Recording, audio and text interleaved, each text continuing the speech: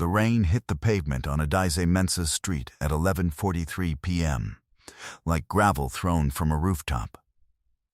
It was the kind of rain that soaked through fabric in 30 seconds, the kind that turned gutters into rivers and made the streetlights blur into orange smears above the road. Adayze stood on the pavement in front of the house she had lived in for 6 years, with a single suitcase at her feet and a small brown leather purse pressed to her belly. Her feet were bare. She had been wearing slippers when Gerald changed the locks, and the slippers had fallen off somewhere on the steps when the security door swung closed and the porch light went out. She did not knock again. She stood there for 47 seconds, long enough for the water to fill the spaces between her toes and run cold down the back of her ankles, and then she picked up the suitcase and walked. She walked because there was nothing else her body knew how to do in that moment. She did not know yet where the road would take her. But the person behind the door she would knock on 3 blocks away already knew exactly who she was. Adayze Chidinma Mensah was 31 years old, 5 feet 4, and 7 months and 3 weeks pregnant with a child she had already named. She weighed 108 pounds, which was 14 pounds less than her weight at the beginning of the pregnancy, because for the past 4 months she had been eating 1 full meal a day and telling Gerald she wasn't hungry. She had given the second meal to him. She had given the third to the savings account she kept in a separate bank, the one with $247 in it, the one Gerald did not know about, the one she had been building for the baby. She was wearing a green dress with small white flowers, bought second-hand from a church sale in the Cantonments district of Accra 3 years before they moved to Charlotte. She had paid 12 cedis for it, which was less than $2. The dress was clean. She had washed it by hand that morning in the bathroom sink using the last half of a bar of lavender soap, wrung it carefully so it would not lose its shape, and hung it over the shower rod until it dried. She had not known this morning that she would be wearing it in the rain tonight. In her left hand, she carried the brown leather purse her grandmother had sewn in 1989 in Enugu, before the family moved north, before everything changed. The purse had a small brass clasp that no longer clicked properly and a lining of orange silk that her grandmother had chosen, because orange, she said, was the color of things that refused to go out. Inside the purse was a folded piece of paper with the name and number of the obstetrician she had seen twice at Carolinas Medical Center.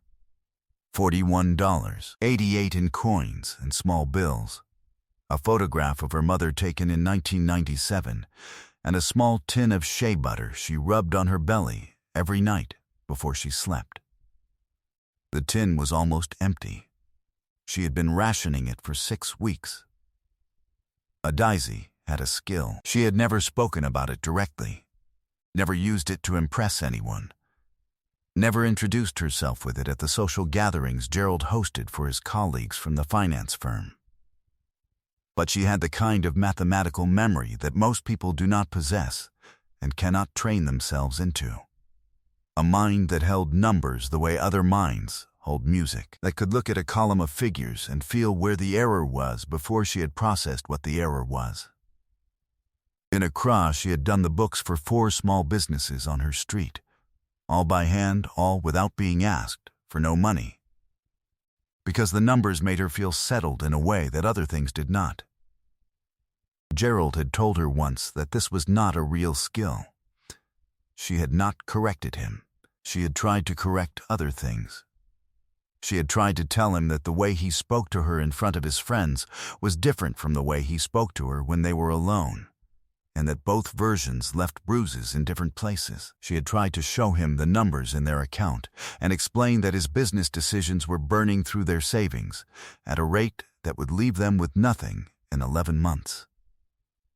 Gerald did not like being shown the numbers. Gerald liked being told that everything was fine. When she told him 3 weeks ago that she had her own account, he had looked at her across the kitchen table with an expression she had only seen once before, on the face of a man who had found a door locked in his own house. Tonight he had waited until she was in the bathroom getting ready for bed. He had called a locksmith and a cousin, and by the time she understood what was happening, her suitcase was on the pavement, and the front door had a new lock, and the porch light had been turned off. She walked 3 blocks in the rain before she saw it. A yellow light in a window on the left side of the road, on the ground floor of a house set slightly back from the street. The light was the warm yellow of a lamp, not the cold blue of a television, which meant someone was awake and reading, or awake and thinking. She stopped. The house had a small porch, 2 steps up, a wooden door painted deep green, and a brass nameplate to the right of the doorframe. She was close enough in the dark and rain to read it. Owusu Boateng. She went up the 2 steps and knocked. 3 times, firmly, not frantically. The way her mother had taught her to knock on a door, like you belonged to yourself. The sound from inside was specific. A chair moving, 1 set of footsteps. The brief hesitation before the hallway light went on, which she saw as a thin yellow line under the door. Then the door opened. The woman who opened it was somewhere between 70 and 80 years old, with a narrow face and eyes that did not widen with alarm at the sight of a soaking, wet, pregnant woman on her porch at 1:45 midnight. She was wearing a house dress in deep blue cotton and thick wool socks. She smelled of palm kernel oil and something faintly medicinal, like camphor. She looked at Adaeze from her feet to her face, and then she opened the door wider and stepped back and said, "Come in out of that rain." Her name was Efwa Owusu Boateng.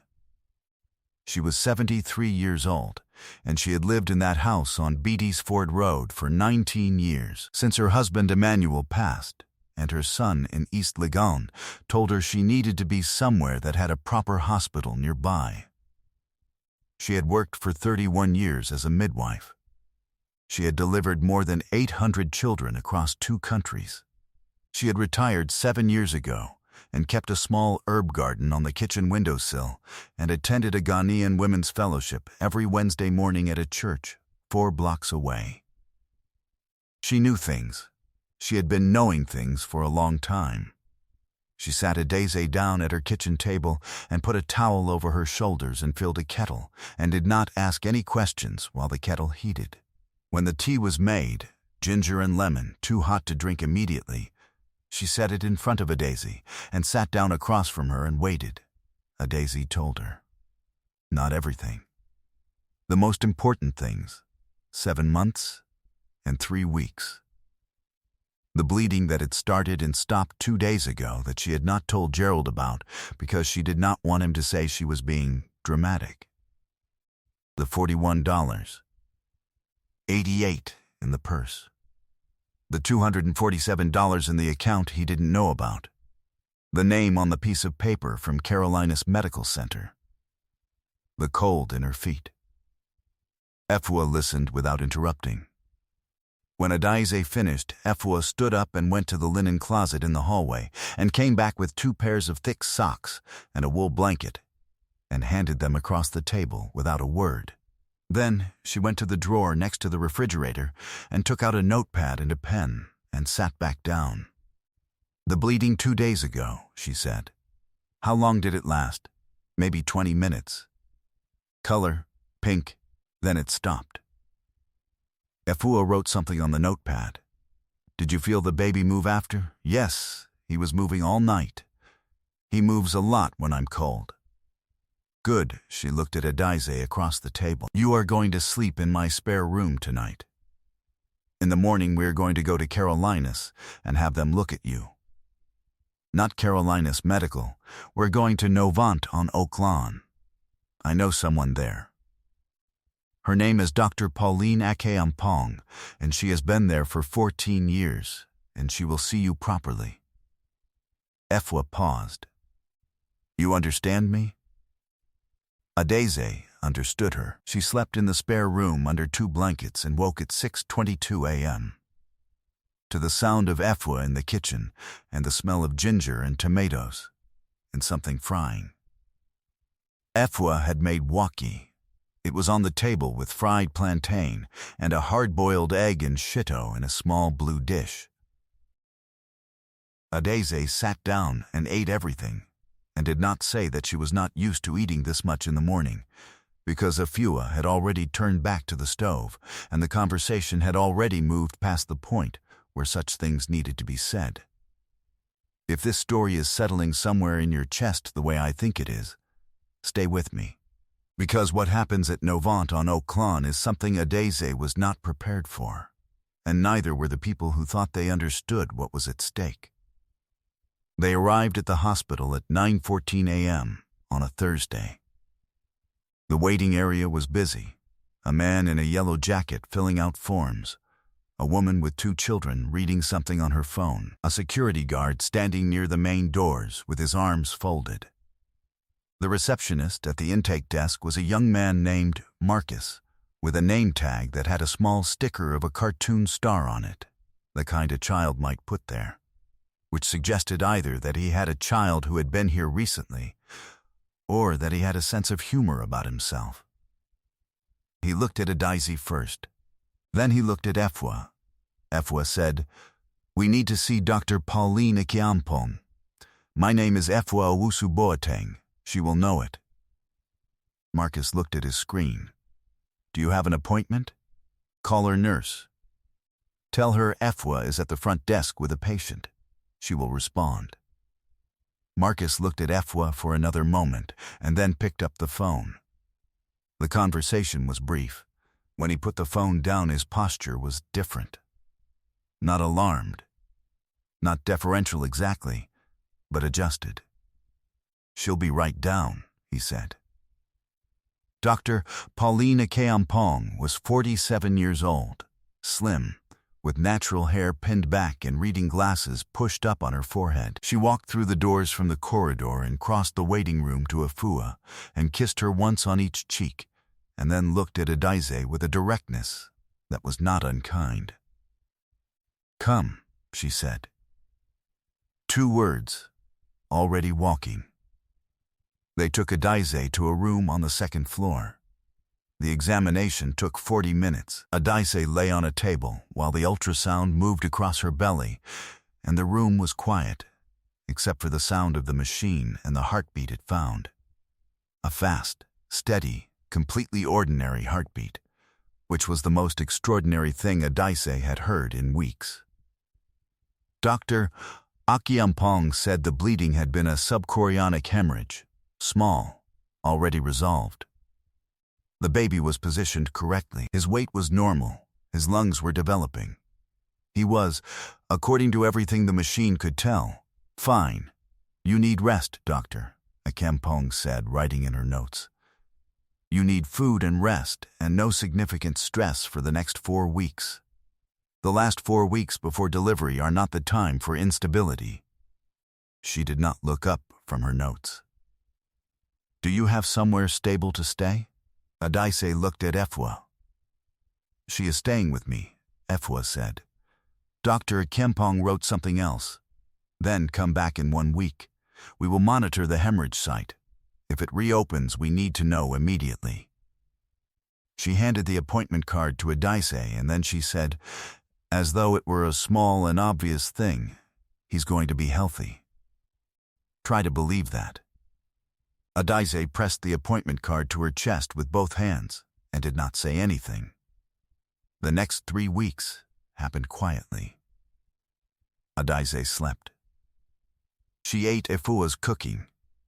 She walked slowly around the block in the mornings when the air was not too cold, and came back and sat at Efua's kitchen table and did the only thing she could think of to do with her hands and her mind. She opened the notebook Efua kept by the telephone, the one with loose receipts and old utility bills tucked in the back, and she began to do Efua's books. She found 3 overcharges from the power company going back 14 months. She found a medical billing error for a procedure that had been charged twice in January. She found a subscription Efua had forgotten about, still drawing $22.99 per month since her husband passed. When she showed Afua the notebook, Afua sat down slowly and looked at the pages for a long time without speaking.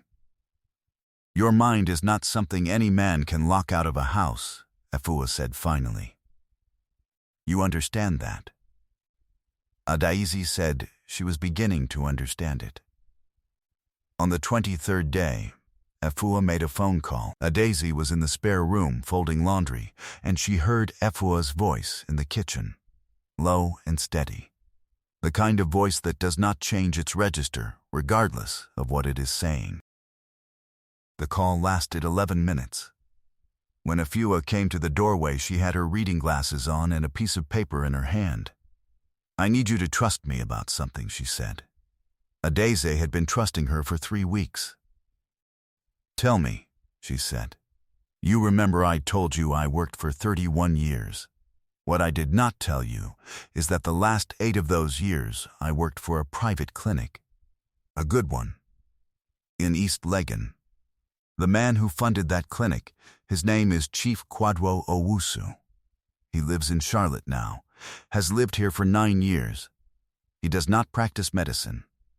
He runs a financial consulting firm on the 8th floor of the building on South Tryon Street." Afua paused. His daughter died 9 years ago. She was pregnant.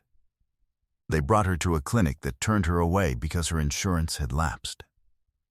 She died. Afua looked at the paper in her hand. He has spent 9 years building something so that what happened to her does not happen to anyone else. He calls it the Abina Fund. It has 4 staff members and no public website and no grant applications because he funds it entirely himself. She looked at Adaizi. He has been looking for someone to run the financial operations of that fund for 14 months. A person with precision. A person who counts what other people do not think to count. The silence in the room was not an empty silence. It was the kind that fills itself. "He is expecting us Friday," Afua said.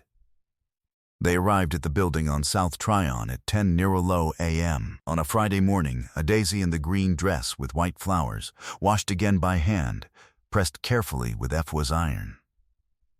Afua wore a dark blue wrapper and walked through the lobby like she had been through it before, which she had. They took the elevator to the 8th floor.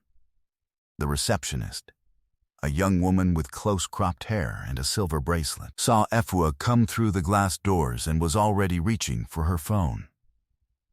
Chief Kwadwo Owusu was 61 years old and moved carefully, the way large men sometimes do when they have spent years being told to take up less space. He was wearing a gray suit without a tie and holding a pen he had clearly forgotten he was holding. He came into the conference room and looked at Adaizi for a moment, specifically at her eyes, which were her father's eyes, dark and wide-set and completely direct. And then he sat down. He opened a folder. He placed 3 pages on the table. He said, "Afua tells me you found the billing error." 3 errors, Adaizi said. The power company overcharges went back to October of the year before last. He looked at the pages. He looked at her.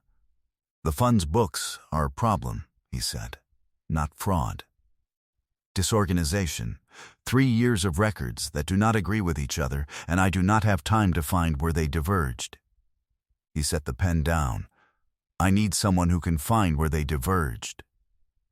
Adaizi looked at the pages on the table. Her mind had already started. "Can I see the records?" she said. He slid the folder across. She was quiet for 4 minutes. The room held that quiet. Chief Owusu sat back in his chair. Afua sat very still near the window. "The divergence started in Q2 of the first operational year," Adaizi said, without looking up. Someone was recording disbursements at the point of approval rather than the point of transfer. The gap between those 2 dates was averaging 11 days, over 3 years at your volume that creates a systematic reporting lag that looks like a deficit but isn't one. She looked up. "You have more money than you think you have." Chief Owusu's hands dropped flat onto the table. "How long to correct it?" he said. With the full records, Adaize said. 6 weeks. He looked at Efua for a moment. Efua looked at the window. The position pays $4,200 a month, he said. There is a health plan that covers delivery and the first year of pediatric care. There is a small office on the 7th floor that has a window. He picked up the pen he had forgotten he was holding. If you want it. Adaize thought of the $41.88 in her grandmother's purse. She thought of the shea butter tin that was almost empty. She thought of the baby whose heartbeat she had heard in a room on the 2nd floor of Novant, fast and steady and completely ordinary. I want it, she said. The offer letter was signed that afternoon. The health plan was activated the following Monday. Adaize moved out of Efua's spare room 6 weeks later, into a 2-bedroom apartment on the 2nd floor of a building 8 minutes from the South Tryon office, with a kitchen window that got morning light and floors that did not creak, and a closet that was large enough to serve as a small nursery for the first several months. She painted one wall of the closet yellow, not a bright yellow, a warm one, the color of the lamp she had seen through Efua's window on the worst night of her life. Her son was born on a Tuesday at 7:41 a.m. at Novant Medical Center, delivered by a nurse named Claire, who sang very quietly under her breath during the process, and who later told the floor coordinator it was the calmest delivery she had attended all month. Adaize named the boy Emmanuel, which was the name of Efua's late husband, and also the name her own father had said he always wanted for a grandson, and also, she privately thought, the name that meant God is with us, which was both a statement of faith and a record of evidence. Gerald received a letter from a family attorney 3 weeks after the delivery. The letter was precise. It contained a reference to the separate account and a documented record of the daily meals Adaize had declined so that he could eat twice and the household savings could absorb the expense of his losses. The letter was 4 pages long, and not one word of it was addressed to Gerald personally. It spoke in the language of documented fact. Gerald did not respond to the letter. His attorney did, 11 days later, and the tone of the attorney's letter made clear that Gerald understood the letter had been written by someone who counted things carefully and did not make errors. The Abina Fund's financial records were corrected and reconciled in 5 weeks and 4 days, 3 days ahead of the 6-week estimate. At the quarterly board meeting in March, Chief Owusu presented the corrected figures to the 4 board members, who were a retired physician from Accra, a legal advocate from East Legon, a community health director from Bronzeville in Chicago, and Efua Owusu Boateng, who had been the fund's founding advisor since its beginning and who sat near the window the way she always sat, quietly, watching everything. When the meeting concluded, Chief Owusu stayed behind and looked at the corrected ledger for a long time. Then he wrote something on a notepad and tore off the page and folded it. It was not a message. It was a number. He slid it across the table. It was the adjusted surplus figure for the fund's 3rd operational year, the money that had appeared to be missing but was not missing, that had been sitting in the gap between approval and transfer for 3 years, uncounted. He had been looking for it for 14 months. He had found it in the mind of a woman who arrived at an office in a green dress with white flowers, carrying a leather purse her grandmother had sewn in 1989 with an orange silk lining, because orange was the color of things that refused to go out. Gerald thought he left her with nothing. He thought he left her barefoot on a pavement in the rain at 11:43 p.m. with 41.88 cents and a suitcase and a door with a new lock behind her. That is what he thought he did. What he actually did was remove every obstacle between Adaize Mensah and the life that had been waiting for her. Because there are people who carry their value so quietly that the world does not notice it until the world is forced to. until the door closes and the rain starts and the only thing left is the walk forward. And they walk. They do not drop the bag. They do not stop counting.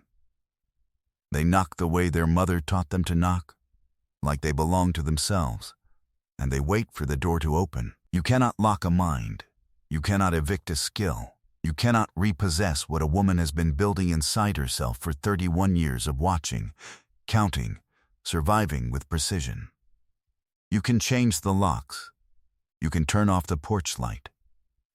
But the thing she carried in the orange-lined purse, the thing her grandmother put there without knowing it, the thing that found a surplus where everyone else saw a deficit, that is not yours to take. It was never yours. If you have ever been sent away from a door with nothing and built something anyway, leave it in the comments. Not what you built, just that you did it. I really want to read it. Subscribe for more stories about hidden strength, quiet power, and the people the world overlooks until they change everything. I'll see you in the next one.